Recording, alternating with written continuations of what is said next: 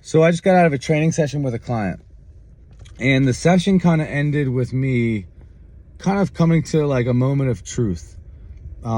She noticed a scar on my right arm. I'm right-handed.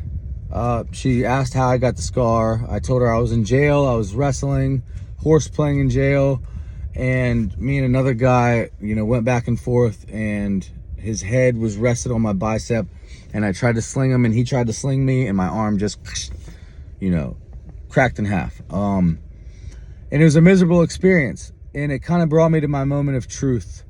And I wanted to share it with you all, because sometimes it really takes getting to those places to change, unfortunately. So, while I was in there, I was, facing a good amount of time, and I think I'd already been in there for a year. I didn't know when I was getting out.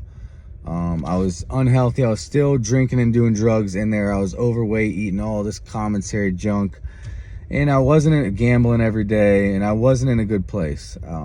And I broke my arm, and it made it, 10 times worse.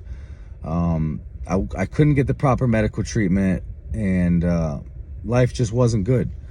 I was at probably an all-time low. I was at the worst I'd ever been. And I just felt like life was pointless. I lost all hope. I hadn't changed yet. I had no idea what was in store for me. I thought, I was 25 years old. I'm 32 now. And so it brought me to my moment of truth once it happened. So I was still drinking actually while it was broken. I was still, actually using, drug using, pills, whatever, painkillers, anything I can get my hands on as an excuse now. So I kept that up. And then I had a sudden realization one night. Playing poker, gambling, I was saving up my painkillers. I got high, and I remember at some point, whether it was that day or the next day, I got on the phone with my mom, and I was complaining to her about how I wasn't getting. I was literally, before the surgery, I was wiggling my broken bone in my arm, like I could feel it. They delayed my surgery because I was an inmate. They didn't care about rushing me to surgery and getting me fixed up fast. I was the last priority. And my hand swelled up like a balloon, like a balloon when you blow it up in the little fingers. Like, that's what my hand looked like. It was full of blood. The other inmates in there were like, yo, man, this ain't right, man. They not treating you like they treating you like an animal. Like, this is human cruelty. And I was like, bro, there's got to be something. I'm making phone calls. And my mom said something that really registered. My mom's a great woman. She's always done everything she can for me, especially when I'm down bad like this. But she said something that really clicked, and it was the truth. She said, you know what, Kevin, as much as this sucks, you are in jail, and you can't expect to be treated like a normal human when you're in jail. Like, this is what happens when you go to jail. And it clicked, and it registered, and I said, you know what? I'm not actually a human right now. I'm a number.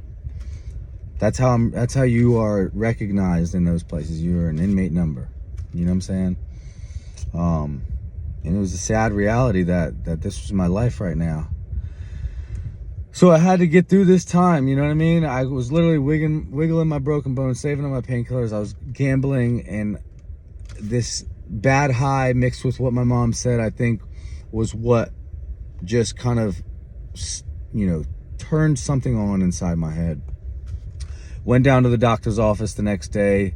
They wanted to refill my painkiller, my Percocet or whatever it was. They were getting Vicodin prescription that I was getting high off of. And I told him he could keep it. I said, I'll stick with the ibuprofen. You guys can keep the good stuff. And he was pretty confused. Like, what? Like, inmates don't turn down drugs. Like, I don't want it, bro. Turned it down, got back to the unit. Everybody'd been hounding me to get their hands on it because they wanted to get high. They wanted to buy it from me. So when I told them they could keep it, they were, what the, well, I would have gave you my whole entire commissary. Like, I turned it down. I didn't want anything to do with it anymore. I didn't want it around me. I didn't want to look at it. I just wanted to do everything different. I had this sudden just change, prayer after prayer. God, just make me want to do different. Make me want to do different. And he made me want to do different. So from that day on, I remember getting back on the phone like, yo, I want to try to be sober. I knew drugs and alcohol were my downfall. I'd done a lot of other bad things, but the foundation of the bad things was substances. Let me say, like I said, I did bad things sober too, but 90%, 95% was of the reason was because my mind was always altered.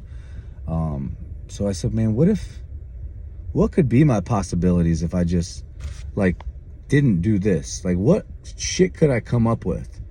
What are my opportunities if I just, replaced something else with my addiction?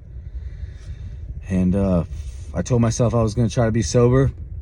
And that was at some point, maybe at the end of 2017. Yeah, November 2017.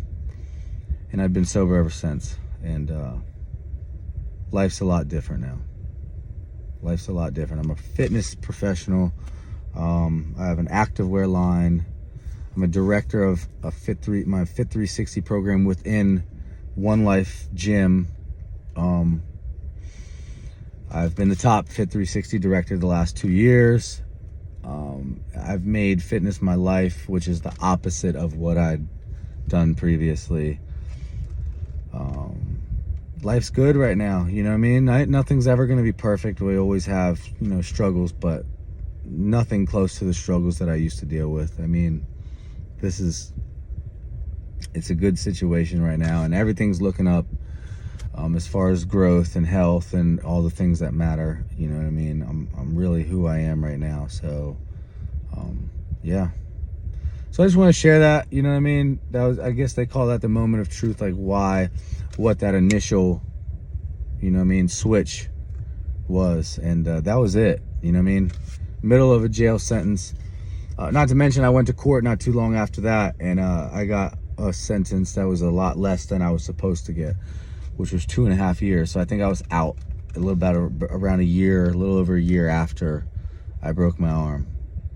And at the time I thought, my first lawyer before I fired him told me I was getting no less than 7 years for what I did. And that was another thing that played a part in me wanting to get sober. I realized the shit that I do while I'm under the influence is like I'm not the type of person that's meant, maybe now if I were to have a drink, maybe I could control it a little better. Maybe I just don't know yet, so we're not gonna find out right now. But the things I used to do, are unbelievable. You know what I'm saying? So thinking about what I did to get in there was wow. And you could look me up, Kevin Clark. Just look up Kevin Clark shooting. You know what I'm saying? You'll see some shit pop up. It's just unbelievable. The things you'll do under the influence, or me at least. So that was another thing that played a part, is recognizing what type of addict I was. So yeah, life worked out. I did 2.5 years on that sentence, and then I got out and haven't looked back since. So appreciate y'all letting me share that, and let me know if you want to connect. Appreciate it.